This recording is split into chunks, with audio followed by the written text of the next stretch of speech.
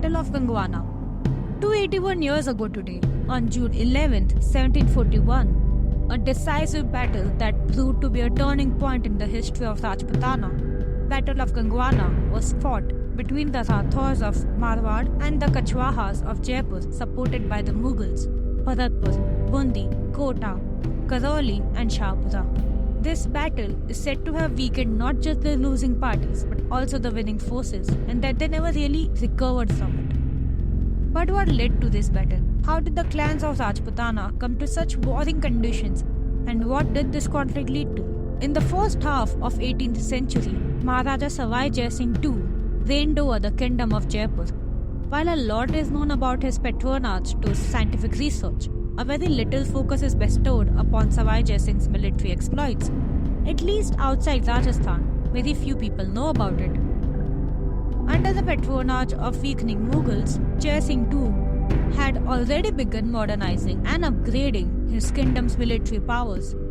In the course of a few years, he was arguably the most formidable ruler in northern India due to his superior military strength and early wisdom to incorporate firepower munitions like matchlocks and artillery like the Jaivana, the largest wheeled cannon in the world. It is noteworthy that all this was years before Mahatma Sindhia or Tipu Sultan realized the significance of these modern weapons. Banking on his increased power, Savai Jai Singh had embarked on political annexations and military conquest in northern India. Several small rajas in the region were now his vassals, which opened up the scope of Jaipur's influence in their internal matters too. This ambitious expansion of power and influence did not augur well with other kingdoms in Rajputana and the surrounding regions. One other kingdom in the region which was powerful and had recently emerged from a civil war was Marwar, ruled by the Rathors of Jodhpur.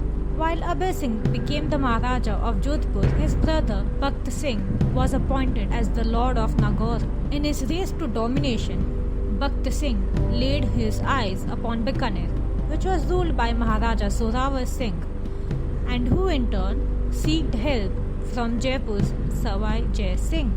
As a result, Savai Jai Singh asked Bakht Singh's brother Abhay Singh, the Maharaja of Jodhpur, for leniency towards Bikaner, but this request was met with a blunt refusal. Hoping to resolve the deadlock, Savai Jai Singh bribed and cajoled Bakht Singh, which then left the latter's brother Abhay Singh and Jodhpur in a vulnerable position. Reaping the advantage of a divided Marwar, the forces of Amber or Jaipur advanced and laid a siege on the city of Jodhpur, threatening to burn it to the ground. This forced Marwar to sign a humiliating treaty which included clauses like payment of 1 lakh rupees in gold, 25,000 in jewels, and 3 elephants to the Mughal Emperor. Along with this, a payment of 20 lakh rupees to Jai Singh as war reparations. Payments were to be made in 4 days. Until then, a few nobles and Raghunath Bhandari were to remain hostages for it. Mehta to be handed over to Bhakt Singh.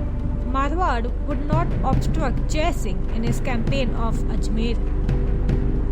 No representative of Marwar was allowed to seek an audience with the Mughal Emperor without Jai Singh's permission. No foreign relations with the Marathas without the mediation of Jaipur. Abhay Singh's councillors must be selected by the Jaipur court. This treaty, which effectively turned